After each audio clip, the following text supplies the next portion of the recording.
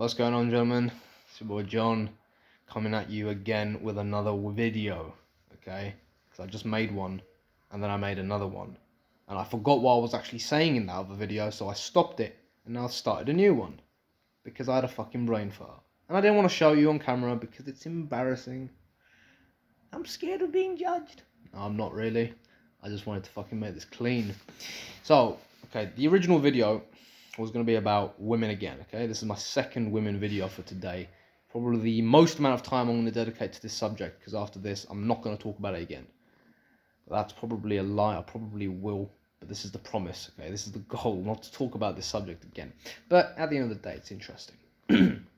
Okay, so I'm of the firm belief that nothing happens for no reason, or rather everything happens for a reason.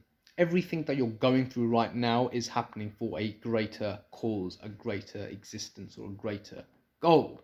Okay? And I found this out in my life later, or yes, now, whenever it is, that whatever happens, there's a great lesson that's underlining all of it. It might not be visible to you right now. You might not even see it right now. I guarantee you, though, in 5 years, maybe even a year from now, all of it will make sense. Everything that you're going through right now is going to make 100% sense. And you're going to know and learn how this, number one, benefited your character. And number two, how it made you into a better person. Or it could even go the other way and make you into a horrible person, a worse person. Okay? Now, for men, okay, you know, we live in this crazy world where we've got social media, we've got entertainment, and most importantly, we've got other people around us, okay? And these things influence our egos. These things influence our perception of the world. So, like I said in the last video, every single person around me, more or less, has been in a relationship this year, okay? My close friends, my acquaintances, people that I made friends with, you know, not the women, but the men, okay? The women mostly that I met were single, actually, but the men mostly were in relationships. And this made me think. I was like, Jesus, is there something wrong with me? Is there, like, you know, is something actually just fundamentally wrong with me? And that's why I'm not in a relationship, or that's why I'm not with a girl, or that's why I'm not fucking... Right, is there just something wrong with me? The self-doubt existed, okay? And that's probably the worst part about being single, the self-doubt. But here's the thing. Men, we guys, we forge our characters in solitude. This has been something that is very much existent all throughout the ages. If you look at all the great men, Marcus Aurelius, Socrates, Plato, Seneca, Epictetus, these are Stoic philosophers, but you've got others as well, Theodore Roosevelt, there's tons more. All of the great men in history forged the best part of their character through solitude or adversity in solitude. Solitude can be a bit of an adversity at times if you start to view solitude as being cumbersome, if you start to view it as being forced isolation. And this isolation certainly gave that impression to a lot of people around the world.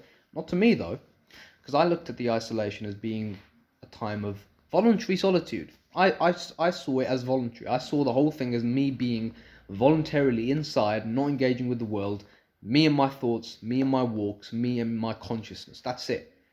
That silence, for 90% of the time, was actually bliss, joyful. I had some of the best realizations of my life. I came to some of the most clear conclusions I possibly could have ever had in my life.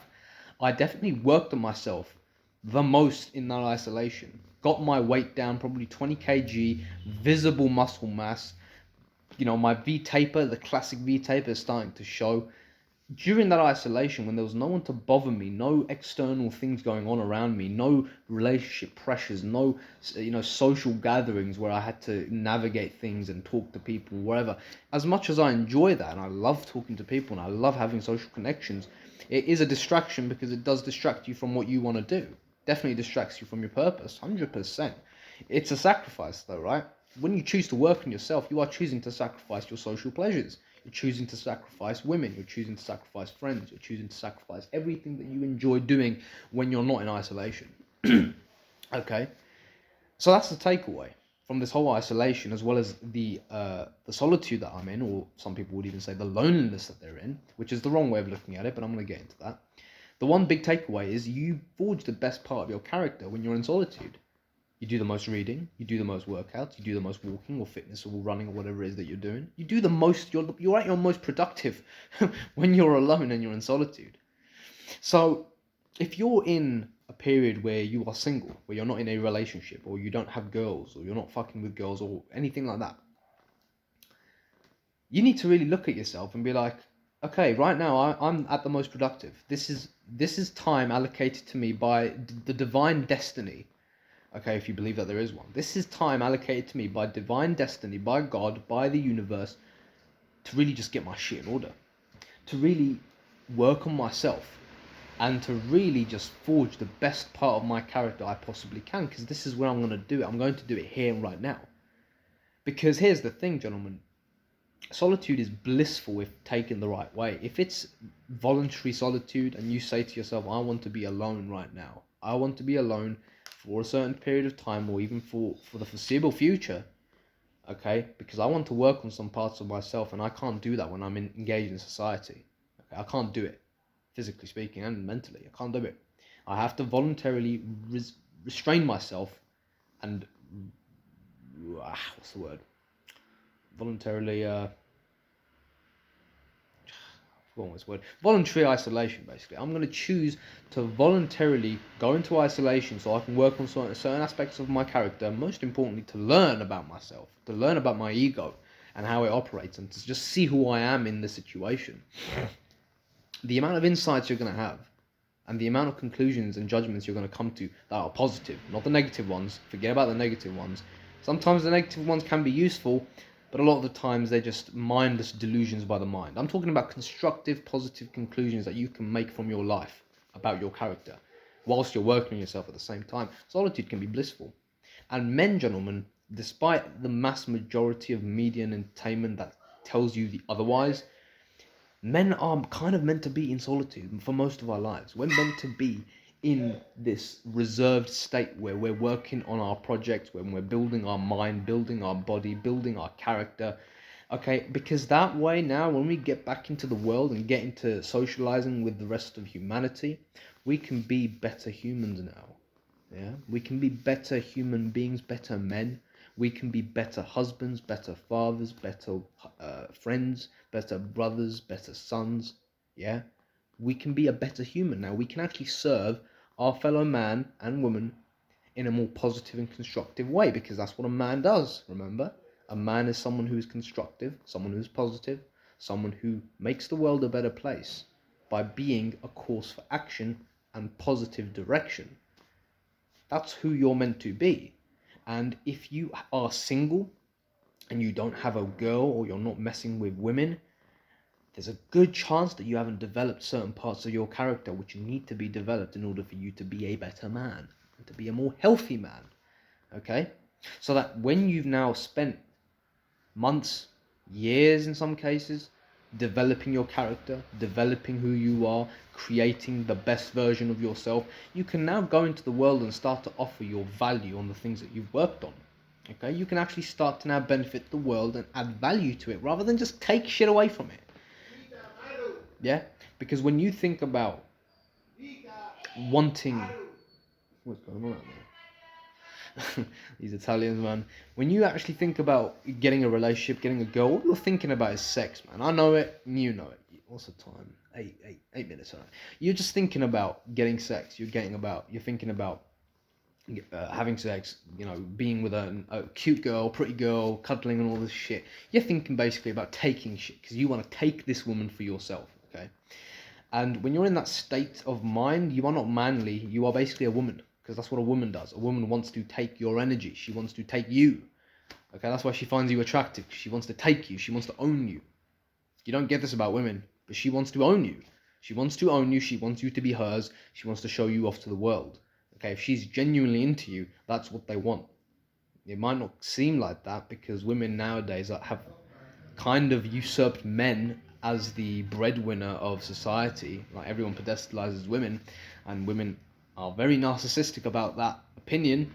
So just excuse that, because that's just a delusion of society. But in reality, biologically speaking and psychologically speaking, she wants to own you. She wants to take your value, essentially. She wants to add you.